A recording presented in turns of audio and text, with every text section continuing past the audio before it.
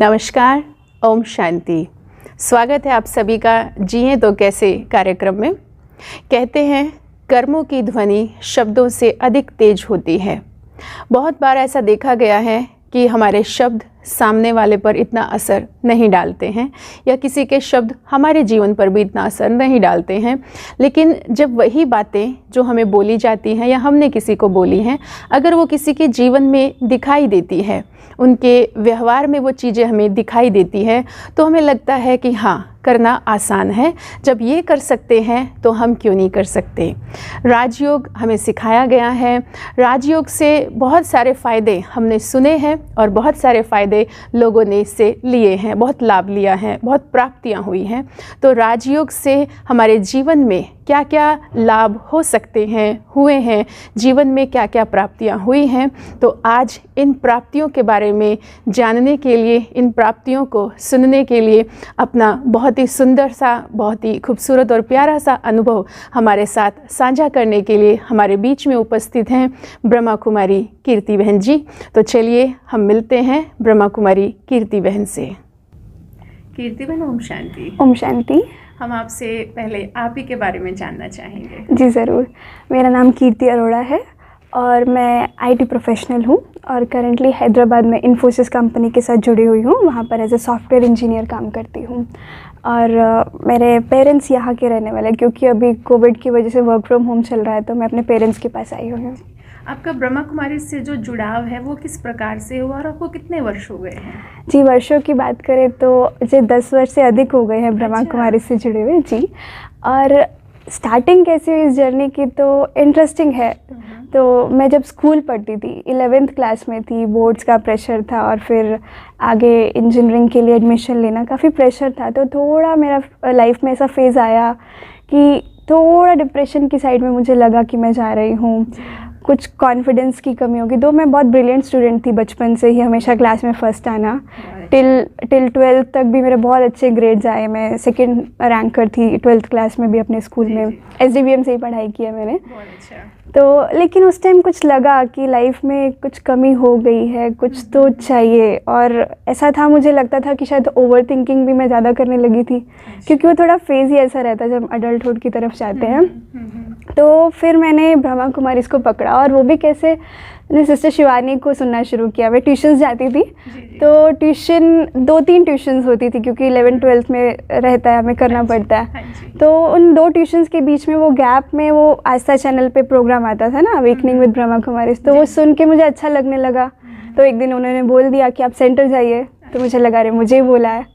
तो मैंने तो बस फिर बताया, परमिशन नहीं ली घर से, बता दिया कि मेरे को जाना है, और अगले दिन से मैं आने लगी। तो शुरुआत आपने की थी आने की? जी बिल्कुल। और फिर स्कूल भी था मेरा, तो स्कूल से पहले आती थी, तो जैसे ही स्कूल का टाइम होता था मैं चली जाती थी फिर स्कूल। ऐसा रहा स्टार्टिंग। जी, तो जैसे स्कूल से फिर आपका कॉलेज भी रहा, तो आपने इस चीज़ को कंटिन्यू किया, तो कोई चैलेंजेस भी रहे आपकी लाइफ में? डेफिनेटली। स्कूल तक तो इजी था क्योंकि घर पे ही थे और कुछ ऐसा नहीं था, पढ़ाई का प्रेशर था, बट थोड़ा स्पिरिचुअलिटी ऐड कर ली और मुझे अच्छा लगा, मुझे लगा भगवान साथ दे रहा है। शुरू में तो बहुत मदद का अनुभव होता है, लेकिन फिर जब कॉलेज जाने लगे तो बड़ा चैलेंज, अभी बाहर रहना है, बाहर का खाना है, तो एक डिसीज़न लेना था। और मैं क्योंकि एम्बिशियस थी और अभी भी हूँ, मैं समझती हूँ, तो मुझे अच्छी जगह पढ़ना है।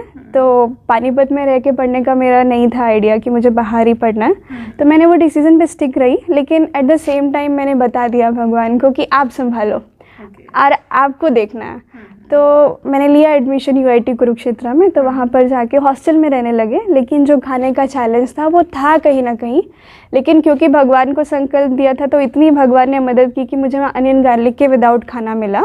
2 साल किया, मेरी डिग्री 4 इयर्स की रहती है। 2 साल हमने हॉस्टल में खाया, लेकिन क्योंकि बाबा को संकल्प दिया था, बाबा ने अगले 2 साल के बाद अपने बच्चों के पास रख लिया। तो BKs के पास बहुत अच्छी पालना मिली हमें वो 2 साल। तो सच में वो जो संकल्प दिया ना बाबा को, वो आज दिन तक काम करता है। अच्छा, जैसे आप कॉलेज में रही और यूनिवर्सिटी का माहौल जो थोड़ा डिफरेंट रहता है, जी फैशन भी बहुत होता है और बहुत सारी चीज़ें रहती है, तो क्या कभी आपका ध्यान भी उस तरफ गया? मेरा बचपन से, मुझे सिंप्लिसिटी का बहुत शौक है बचपन से ही। और मेरे किरण बेदी मेरे बचपन से रोल मॉडल रही है। अगर मैं BKs में नहीं आती तो मैं सोचती थी मैं उनके जैसा पहनूंगी, उनके जैसा बनूंगी, अगर इधर नहीं आती तो। तो और वो सिंप्लिसिटी आज दिन तक मैं समझती हूँ मुझे चला रही है। तो मुझे इस फैशन का ये सब शौक़ नहीं है और मैं दूसरों से नहीं प्रभावित होती जल्दी। और मुझे मेरी लिमिट्स पता है, मुझे सबसे बात करनी है, मैं सबसे मिंगल होती हूँ, अच्छे से बात करती हूँ, लेकिन अपने दायरे में। ठीक है। जैसे अब आपने जॉब भी आप बता रहे हैं कर रहे हैं, और जैसे जब आप हैदराबाद में रहे थे तो वहाँ का तो इन्वायरमेंट ही अलग है, माहौल अलग है, सारी चीज़ें, भाषा भी अलग है। Exactly. तो वहाँ पर किस तरह से आपने मैनेज किया? तो सीधा हैदराबाद तो हम नहीं पहुँचे, क्योंकि इन्फोसिस में सबसे पहले ट्रेनिंग कराई जाती है, क्योंकि मैंने एज अ फ्रेशर वहाँ ज्वाइन किया। तो सबसे पहले मैसूर जाना हुआ। अब वो भी अपने आप में एक बहुत बड़ा डिसीजन था। अभी 2 साल हमने हॉस्टल का खाया, फिर अगले 2 साल बीकेएस का खाया, इतनी अच्छी पालना लिया, अब उसको कैसे ब्रेक कर दें। और वहाँ पर ट्रेनिंग में आपको कैंपस में रहना है, आपको अलाउड नहीं है कि आप बाहर रह पाएँ, एंड अंदर कुकिंग भी अलाउड नहीं है। बहुत बड़ा डिसीजन था ये मेरे लिए, बट देन मैंने डिसाइड किया कि मुझे ये भी करना है और बाबा की श्रीमत की भी पालन करनी है, क्योंकि बाबा ने मुझे 2 साल इतनी अच्छी पालना दी। तो और फिर बाबा को फिर से संकल्प दे दिया, अब आप ही संभालो, और निकल दी मैं। और फिर हमने बात की वहाँ के सेंटर्स की सिस्टर से, तो उन्होंने बोला कि सेंटर आपके जो इंस्टीट्यूट मतलब ऑफिस का कैंपस है उससे 2 किलोमीटर के नज़दीक में ही है, तो आप जाइए, रोज़ जाके खाना लीजिए, भोजन लीजिए। तो एग्जैक्टली यही किया, लेकिन इतना आसान नहीं था, क्योंकि 9 बजे क्लास शुरू होती है और मुझे वहाँ पर रात में भी सोने में 11 साढ़े 11 होते थे, क्योंकि ट्रेनिंग रहती थी पूरी। और तो क्या इस दौरान आपका अमृत वेला भी हो पाता था? एक्चुअली कभी कभी हो पाता था, तो ये था थोड़ा सा चैलेंज, क्योंकि मैं रात को 11 बजे तक भी हम लोग थोड़ा ट्रेनिंग में पढ़ते रहते थे। तो जैसे आप इतने वर्षों से हैं, आप स्कूल में भी रहे, कॉलेज में, और अभी जॉब में है, तो इस दौरान क्या आपकी जो मुरली क्लास रही वो रेगुलर रही? देखिए, जब कॉलेज में थे तो मुरली रेगुलर थी, फिर जब जॉब में जाना हुआ तो जैसे मैं बता रही थी कि बाहर रहना था, तो सबसे बड़ा चैलेंज था भोजन का, क्योंकि भोजन नहीं मिलता है वहाँ पर और हम लोग बाहर का नहीं खाएंगे, ये भी पक्का कर लिया था। तो इस वजह से सेंटर रेगुलर जाना ही था, क्योंकि सेंटर से भोजन लेना हमने शुरू किया। और अगर आपको सेंटर नहीं जाना होता, कि भोजन नहीं मिलता सेंटर पर, तो क्या फिर भी आपकी मुरली रेगुलर रहती? डेफिनेटली, मैं समझती हूँ मैं मुरली के लिए टाइम निकालती, चाहे कितना भी बिजी स्केड्यूल है। तो यानी मुरली से बहुत प्यार है आपको। मुरली से इतना प्यार किस तरह से हुआ? क्योंकि मैं समझती हूँ एक मुरली के बिना कैसे समझेंगे भगवान क्या चाहता है, भगवान क्या हमसे कराना चाहता है, क्या हमको बोल रहा है करने के लिए। मुरली नहीं सुनेंगे तो कौन बताएगा। अब हमारे दर्शकों को मुरली के बारे में कुछ कहना चाहेंगे कि मुरली क्यों हमें हर रोज़ सुननी चाहिए और सेंटर पर जाकर ही सुननी चाहिए? क्योंकि बहुत सारे भाई बहन कहते हैं, जैसे अभी लॉकडाउन में उन्होंने कोर्स किया है, ऑनलाइन कोर्स किया, तो उनको लगता है कि बस ऑनलाइन मुरली चलती रहे, जबकि अब तो सब अनलॉक हो चुका है, तो सेंटर पर जाना चाहिए। तो आप उन्हें क्या कहना चाहेंगे कि सबसे पहले तो मैं ये कहूँगी कि मुरली तो एक जैसे भगवान लव लेटर भेज रहा है हमारे लिए। अगर आप लव लेटर तक नहीं पहुँचे हैं तो भी समझिए आपको डायरेक्शंस मिल रहे हैं। दुनिया में गाइड तो बहुत सारे करेंगे, फ्री एडवाइस देंगे, लेकिन एक्यूरेट एडवाइस जो मेरे लिए काम करे वो भगवान के अलावा कोई नहीं दे सकता। तो इसलिए मुरली बहुत बहुत इम्पॉर्टेंट है, मैं समझती हूँ, उसी से ही डायरेक्शंस मिलने वाले हैं। और रही बात घर सुनने की और सेंटर आने की, लॉकडाउन में तो हम सबकी मजबूरी थी, हमने भी घर में ही सुनी, लेकिन हम देखते हैं घर में हम कहीं ना कहीं डिले हो जाते हैं, अपना काम शुरू करने लग जाते हैं, फ़ोन पे कॉल आ गया वो अटेंड कर ली, कहीं ना कहीं वो आ जाता है हमारे अंदर। लेकिन सेंटर पे आते हैं और सेंटर में हम लोग इतना योग करते हैं, बहनें इतना योग करते हैं, कितना चार्ज वाइब्रेशन होते हैं, वो ऑटोमेटिकली आपको हीलिंग मिल जाती है। घर में बहुत मेहनत करनी पड़ेगी, यहाँ पर ईजिली मिल जाएगा। आप मुरली दिन में कितने बार पढ़ते रहे हैं, या जैसे केवल एक बार सुनते हैं सुबह क्लास में, या फिर उसके अलावा भी कुछ रहता है? तो जो मॉर्निंग मुरली सुनने के बाद मैं थोड़ा बहुत फ़ोन से देखकर रिवाइज़ कर लेती हूँ। और दूसरा मैंने नियम अभी पक्का कर लिया रिसेंटली, रात को मुरली पढ़ के सोती हूँ, अव्यक्त मुरली, और उससे मुझे बहुत बेनिफिट्स मिल रहे हैं सीरियसली। क्योंकि अव्यक्त मुरली से मैं कितना भी टायर्ड हूँ ना, कितना भी टायर्ड हूँ, आंखें भी नहीं खुल रही, फिर भी क्योंकि नियम बना लिया तो उसको पढ़ती हूँ, चाहे 5 मिनट पढूँ या फिर 2 पेज भी पढूँ, डिपेंड करता है। लेकिन उससे क्या है, मन शांत हो जाता है, नींद बहुत अच्छी आती है और सुबह उठने में बहुत ईजी हो जाता है। तो मुरली की आप पॉइंट्स लिखती भी हैं या सिर्फ मुरली सुनते ही हैं, सुन लिया बस? नहीं, मुरली जो हम मॉर्निंग क्लास में सुनते हैं तो साथ साथ उसको पॉइंट्स बनाते भी हैं, क्योंकि वो रिवाइज़ कहाँ से करेंगे अगर लिखेंगे नहीं तो। फ़ोन तो है, लेकिन वो डायरी पेन का अपना ही अलग महत्व है। और शायद तभी वो एक स्टूडेंट की फीलिंग आती है कि हम गॉडली स्टूडेंट जी हैं। बिल्कुल। और भगवान ने बहुत बार मुरली में डायरेक्शन भी दिया है कि डायरी पेन साथ में होना चाहिए, नोट्स बनाओ ऐसे करके। जी। जैसे अभी आप जॉब पर हैं, तो आप जॉब पर रहें तो इस दौरान, क्योंकि अक्सर ऐसा होता है ऑफिसेज में, सभी जगह होता है कॉर्पोरेट सेक्टर्स में भी, कि कलीग्स में बड़ी लेग पुलिंग होती है, हर किसी को आगे बढ़ने की होड़ होती है, और इस दौरान वो दूसरों को पीछे गिराने का पूरा कोई कमी नहीं छोड़ते हैं। तो क्या कभी आपके साथ भी ऐसा कुछ रहा? एग्जैक्टली नहीं बोलूँगी, लेकिन थोड़ा बहुत ऑफिस पॉलिटिक्स रहती ही है, और हमने देखा भी है मैनेजर किसी और को सपोर्ट करते हैं, आपने कितना भी हार्ड वर्क किया लेकिन आपको उसका उतना अप्रिसिएशन नहीं मिलता। ये हुआ हमारे साथ भी, लेकिन इसको हम ज्ञान को लेकर के समेट लेते हैं, अपने अंदर समा लेते हैं कि चलो इनका भी पार्ट था, या फिर हमारा भी इनके साथ कोई हिसाब किताब होगा, और हम अपने कार्य में, अपनी मेहनत में, क्योंकि हम लर्निंग फेज में है ना, चाहे जॉब में है, कहीं ना कहीं कुछ ना कुछ सीख रहे हैं, तो चलो वो उनका पार्ट और हमने यहाँ से कुछ सीख लिया, ऐसे करके आगे बढ़ गए। तो जैसे आप आगे चल रहे हैं, अभी आपका क्या लक्ष्य है कि जॉब करते रहना है या आगे जीवन में क्या करने का आपने सोचा है? तो अभी मैं शायद बताया नहीं, 5 साल अभी मुझे हो गए हैं जॉब करते हुए। तो अभी तो यही सोचा है कि जॉब को कंटिन्यू करना है, लेकिन उसके साथ एडिशन करनी है। दुनिया वाले तो सारी दुनिया जॉब कर रही है, लेकिन उस जॉब में क्वालिटी लेके आनी है, अपनी जो स्पिरिचुअलिटी की क्वालिटी है, वो भगवान कहता है ना, रूहानियत आपसे झलकनी चाहिए। तो वो मेरा एम है कि अपना कार्य करते हुए भी बाबा की याद बनी रहे, क्योंकि बहुत बड़ी स्टेज है, हम काम में भूल जाते हैं भगवान को, और इसके लिए बहुत साधना करनी पड़ेगी। तो उसके लिए मैं बहुत प्रयासरत हूँ कि इस चीज़ को और इम्प्रूव कर सकूं और बहुत लाइटली रह सकें अपने कार्य क्षेत्र में भी। अक्सर करके कई जो जॉब वाले भाई बहनें होते हैं, तो उनका प्रश्न होता है कि अपने कार्य क्षेत्र पर वो बाबा को याद कैसे करें, क्योंकि अमृत वेला बहुत अच्छा हो गया, नुमा शाम योग वो कर लेते हैं, रात्रि योग भी, लेकिन दिन भर में जो बाबा की याद बनी रहनी चाहिए, जैसे बाबा कर्म योग की बात कहते हैं, वो नहीं हो पाती। तो आपका क्या एक्सपीरियंस है इस बारे में? इसमें मैं भी वर्क कर रही हूँ, अभी मैं भी इसमें सक्सेसफुल नहीं, वही मैं आपको बताना चाह रही थी। लेकिन इसमें क्या है, जो बाबा ने 1 आवर की ड्रिल बताई है ना, मैं समझती हूँ वही बहुत हेल्प करेगी। अपने आप से ही अपने आप को प्रोग्राम देना, मोबाइल तो है बहुत अच्छा, लेकिन शायद कभी कभी हम नहीं चाहते कि ऑफिस में 1 घंटे में हमारा मोबाइल बचे, दूसरों को पता चले, राइट। तो अपने आप से ही देखना है, शायद 1 घंटा नहीं तो 1.5 घंटे बाद आपको याद आएगा, तो 2 मिनट का ब्रेक ले लो, बाहर चले जाओ, चाहे ऑफिस वालों को भी नहीं दिखाई दे, 2 मिनट उठ के चले गए, चाहे हम वॉशरूम ब्रेक में जा रहे हैं, किसी और भी ब्रेक में जा रहे हैं, वाटर ब्रेक ले रहे हैं, तो 2 मिनट अपने लिए निकाल दो, काम को अलग कर दो बुद्धि से, क्योंकि एकदम से 100% तो नहीं याद आएगा ना बाबा, ऐसे थोड़ा थोड़ा 2-2 मिनट निकाल करके हमें उसे बढ़ाना पड़ेगा। तो मैं समझती हूँ यही बेस्ट तरीका अभी के लिए। आपका बाबा के साथ जो सबसे प्यारा संबंध है वो कौन सा है? बाबा का अभी तो मुझे बाबा एज अ फ्रेंड बहुत प्यारा लगता है।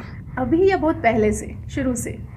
मैं अभी के लिए ज़्यादा बोलूँगी कि मुझे बाबा एज अ फ्रेंड ज़्यादा पसंद है, क्योंकि जब शुरुआत की थी तो पिता के फॉर्म में की थी बाबा के साथ, क्योंकि वो प्यार मिला, वो फ्रेंड से नहीं मिलता वैसा प्यार जो पिता से मिलता है, लेकिन अभी फ्रेंडशिप पसंद आ रही है बाबा से ज़्यादा। तो क्या चलता है इस फ्रेंडशिप में, मतलब क्या आपकी तरफ से होता है, क्या आपके दोस्त की तरफ से होता है, किस तरह से चल रही है फ्रेंडशिप? तो अभी जो मेरी करंट एक्टिविटी चल रही है बाबा के साथ, मैं बाबा को हर चीज़ के लिए अपडेट करती हूँ। जैसे दुनिया में करते हैं ना, कुछ भी प्रॉब्लम आई तो सबसे पहले बेस्ट फ्रेंड को फ़ोन करते हैं और बताते हैं, और मैं जब तक नहीं बता रही ना तो मुझे अच्छा नहीं लगता। अगर मुझे बहुत क्योंकि काफ़ी ऑक्यूपाइड रह रहे हैं कोविड की वजह से, घर में काम ज़्यादा ही रहता है ऑफिस के कंपैरिजन में, तो टाइम निकालती हूँ, और वो भी जस्ट वर्बली बताने से सेटिस्फेक्शन नहीं होती, मैं लेटर लिख रही हूँ बाबा को। अच्छा, तो क्या प्रतिदिन लिखते हैं वो लेटर?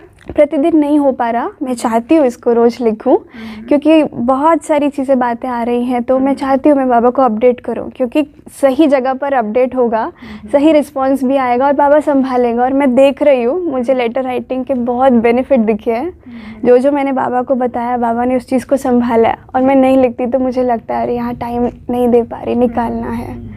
जैसे बाबा अक्सर चार्ट की बात भी करते हैं, तो आप अपना चार्ट कैसे मैनेज करते हैं, क्योंकि मीटिंग्स लेट तक चलती रहती हैं, तो फिर किस प्रकार से कर पाती हैं? ऑनेस्टली मैं अभी चार्ट राइटिंग नहीं कर रही हूँ, लेकिन मैं अपना अमृत वेला, शाम का योग, और इनफैक्ट अभी हमने रात का भी थोड़ा आधा घंटे का योग शुरू किया है, तो वो मैनेज कर रही हूँ। और मुरली तो हम लोग रेगुलर कर रहे हैं, तो उस हिसाब से मैं समझ रही हूँ चार्ट ओके जा रहा है।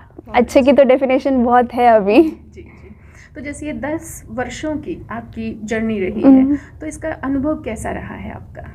तो मैं बोलूँगी जर्नी में अप डाउन्स आए हैं, ऐसा नहीं कह सकते हाँ हम भगवान के बन गए, हमने बहुत अच्छा किया है, क्योंकि कहीं ना कहीं स्ट्रेस भी लिया काम के दौरान, कहीं ना कहीं नई जगह पर गए, जैसे आपने बोला नई भाषा थी वहाँ पर, तो हर चीज़ में एडजस्ट करने में। और तो और मैं बताऊँ, क्योंकि हैदराबाद में जाके अलग से रहना शुरू किया मैंने, पीजी या लोगों के साथ रहना वो चॉइस अडॉप्ट ही नहीं की, मैंने एक सेपरेट रूम लिया। कोई और को भी लेंगे तो शायद उनको टीवी देखना है, कुछ करना है, हमें वो नहीं चाहिए, तो उस वजह से एक सेपरेट रूम लिया, फिर उसको खुद से ही मेंटेन करना, भोजन बना के लेके जाना, तो इन चीज़ों में कहीं ना कहीं कभी ओवर ऑक्यूपाई भी हो जाते थे। तो बट अदरवाइज़ चाहे कॉलेज को ले ले, चाहे अपने जॉब लाइफ को ले ले, बाबा को पकड़ के रखा है। सेंटर में सेवाएं भी दी हैं वीकेंड्स में, क्योंकि हमारा ऑफ रहता है, वहाँ पर भी अच्छा टाइम दिया तो है। वहाँ किस प्रकार की सेवाएं रहती हैं आपकी?